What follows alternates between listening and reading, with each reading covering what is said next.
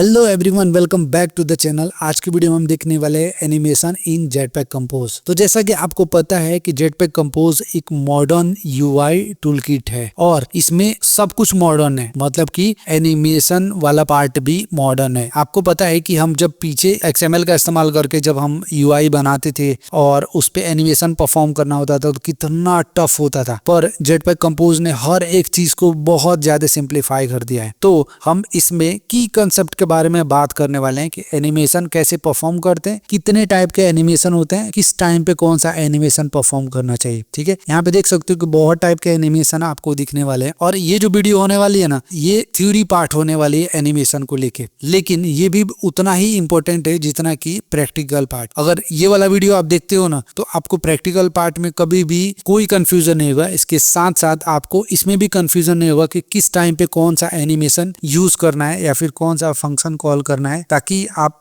Right time पे right animation perform कर पाओ। तो आओ इस वीडियो को कंटिन्यू करते हैं। और इस वीडियो के लिए मैंने ऑफिशियल डॉक्यूमेंटेशन से ये ग्राफ उठाया है, इसमें ही सब कुछ मेंशन है। ये मैं आपको डिटेल में समझाने वाला हूं, तो इस वीडियो को बिल्कुल भी मिस मत करना। चलो स्टार्ट करते हैं। तो बहुत बार हम क्या करते हैं कि अपने एप्लीकेशन में कुछ इमेजेस लेते हैं, कुछ वेक्टर्स लेते हैं, एसवीजी इमेजेस ले रहे होते हैं, ठीक है, और उस पे जब हम अपने को एनिमेशन परफॉर्म कराना होता है तो हम क्या करते हैं, हम कोई सा भी एनिमेशन उठाते हैं और वहां पे लगाना शुरू कर देते हैं। पर नहीं, गूगल मतलब कुछ रिकमेंड करता है आपको। जैसे कि यहाँ पे आप देख सकते हो कि पहला ये पॉइंट जो है यहाँ पे इन्होंने मेंशन किया है कि भाई अगर तुम्हारा जो एनिमेशन तुम परफॉर्म करने जा रहे हो वो इमेज है, ठीक है, या फिर वेक्टर है, एसवीजी इमेज है, तो तुमको क्या है यहाँ पे एनिमेट वेक्टर ड्रॉवेबल नाम का जो मेथड है उसको इस्तेमाल करना है, न कि other third party animation library like Lottie हो गया, और भी बहुत टाइप के होते हैं, तो उसको आपको नहीं इस्तेमाल करना है। यहाँ पे आप देख रहे हो, यहाँ पे इन लोगों ने नो लिखा हुआ है, आप समझ सकते हो। उसके बाद से और भी चीजें हैं, जैसे अगर कभी आपको ऐसा हुआ, आपको ऐसा एनिमेशन परफॉर्म करना है जो कि बार बार रिपीट हो रहा है, बार बार रिपीट हो रहा है, ठीक है, उस केस में आपको क्या रिमेंबर इनफाइनाइट ट्रांजिशन इस मेथड का आपको इस्तेमाल करना है। जैसे कि आप एग्जांपल के लिए समझ लो कि आपने एक क्लॉक एप्लीकेशन बनाया है, ठीक है, अब क्लॉक एप्लीकेशन में आपका जो नीडल है वो बार बार क्या हो रहा है, घूम रहा है, ठीक है, जैसे कि कभी 1 2 3 करके जो सेकेंड चलता है वो अगर मान लो चल रहा है, क्या इनफाइनाइट रहता, नहीं तो घूमता ही रहता है, घूमता ही रहता है, हमेशा टाइम कभी रुकेगा थोड़े ना। तो इस केस में अपने को ये वाला मेथड को इस्तेमाल करना चाहिए, ठीक है। वैसे ही और भी चीजें यहाँ पे हैं। अब यहाँ पे देख लो कि लिखा है changing between multiple composable that have different content, मतलब कि जैसे आप मल्टीपल कंपोज के साथ क्या ट्रांजिशन कर रहे हो, मतलब कि एक पेज से दूसरे पेज पे, दूसरे पेज से तीसरे पेज पे आप जा रहे हो, और ऐसा हो सकता है कि उसके अंदर मल्टीपल टाइप के कंटेंट हो, तो उस टाइम पे कौन सा एनिमेशन आपको इस्तेमाल करना है, तो उस टाइम पे आपको ये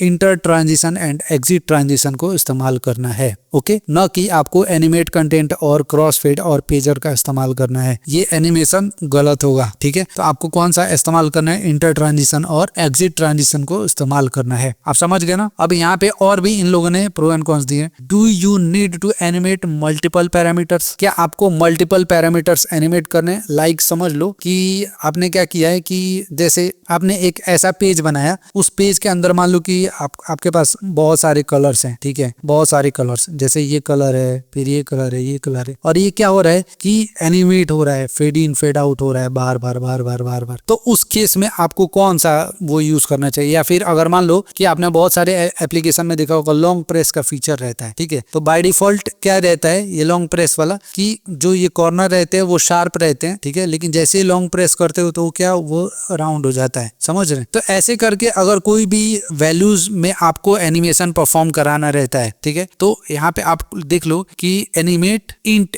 एज, ठीक है, यहाँ पे जिस टाइप की वैल्यू रहती है ना उस टाइप का आपको यहाँ पे मेथड इस्तेमाल करना रहता है। जैसे कि मैं आपको एंड्रॉइड स्टूडियो पे अगर दिखाऊं यहाँ पे, तो जैसे मान लो कि मेरे को कुछ वैल्यूज यहाँ पे एनिमेट कराना है ना, तो मैं क्या करूंगा, यहाँ पे यूज करूंगा animate int as, animate float as, समझे। तो ऐसे करके इन लोगों ने मेथड यहाँ पे दे के रखा है, तो उसको आपको इस्तेमाल करना है, बराबर ना। और बहुत बार ऐसा होता है कि जैसे आपके पास लिस्ट में आइटम शो हो रहे हैं, ठीक है, और वो आइटम कभी डिलीट होता है, कभी रिप्लेस होता है, रीनेम होता है, कुछ भी हो रहा होता है, ठीक है। तो उस टाइम पे आपको कौन सा एनिमेशन इस्तेमाल करना चाहिए, तो वहां पे आपको मिलता है यहाँ पे एनिमेट आइटम प्लेसमेंट, ठीक है। तो यहाँ पे देखो, यहाँ पे क्या दे रहा है, रिकॉर्डर या फिर रिकॉर्डर एंड डिलीट और कमिंग सून। मतलब समझ लो कि कोई रिकॉर्ड ऐड हो रहा है या फिर डिलीट हो रहा है, तो उस टाइम पे आपको ये वाला मेथड इस्तेमाल करना है। और समटाइम्स आपको क्या गेस्चर का भी इस्तेमाल करना रहता है, ठीक है। तो गेस्चर में भी आप गेस्चर ड्रिवन एनिमेशन में your animation is directly only source of truth, ठीक है। तो उस टाइम पे आपको यहाँ पे देखो कि एनिमेशन के कुछ टाइप्स दिए गए, जैसे एनिमेटेबल विथ, एनिमेट टू और स्नैप टू, ठीक है। जैसे कि गेस्चर होते हैं ना, गेस्चर में कई बार आपने बहुत सारे एप्लीकेशन में देखा होगा कि जैसे ऐसे आपके पास आइटम बना हुआ है, ठीक है, और आइटम को आप इधर स्वाइप कर रहे हो या फिर इधर स्वाइप कर रहे हो, तो उस टाइम पे कुछ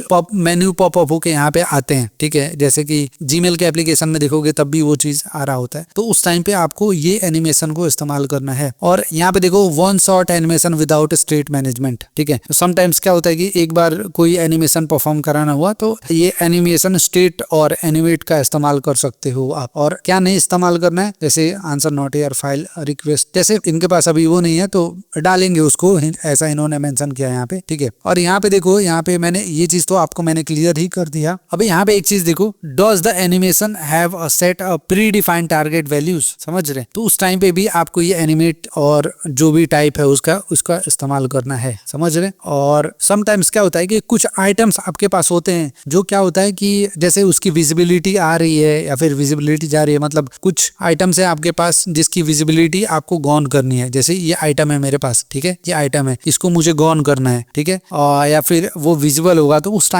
टाइम पे आपको कौन सा वो मेथड इस्तेमाल करना है, एनिमेट विजिबिलिटी करके जो मेथड है उसका इस्तेमाल करना है, समझे। तो ऐसे करके ये सारे मेथड्स इन लोगों ने बता के रखे हैं, और उस टाइम पे भी आपको ये सारे मेथड्स इस्तेमाल करने चाहिए। ये शीट जो है ना, आपको यहाँ पे गूगल के ऑफिशियल साइट पे यहाँ पे आपको मिल रही होगी। यहाँ पे आप पढ़ोगे तो आपको यहाँ पे इन लोगों ने मेंशन भी किया हुआ है, ये आप पढ़ लोगे तो आपको और बेहतर तरीके से समझ में आ जाएगा, ठीक है। नेक्स्ट वीडियो से हम ये एनिमेशन को इम्प्लीमेंट करके देखेंगे, और जितने भी टाइप के यहाँ पे दिए गए हैं, ठीक है। तो डू और डोंट वाले चीजें भी हम करके देखेंगे कि क्यों वो चीज नहीं करना चाहिए, कितना वियर्ड लगता है, सब कुछ हम देख रहे होंगे। तो ये बस थ्योरी वीडियो था, मुझे यही आपको समझाना था, और ये बहुत ज्यादा इंपॉर्टेंट है, क्योंकि जब हम एनिमेशन परफॉर्म कर रहे थे तो आधे टाइम हमको पता ही नहीं होता कि कौन सा मेथड कहाँ पे इस्तेमाल करना चाहिए, ठीक है। तो यहाँ पे इन लोगों ने ब्रीफ में मेंशन किया है, मुझे लगा कि इस पे एक वीडियो बनाने से मैंने आपके लिए बना दिया है। और अगर आपके लिए हेल्पफुल रहा है तो इस वीडियो को लाइक करो ताकि और लोगों तक पहुंचे, और कुछ भी डाउट है तो आप मुझसे कमेंट सेक्शन में पूछ सकते हो। बाकी हम मिलते हैं नेक्स्ट वीडियो में, तब तक के लिए बाय बाय।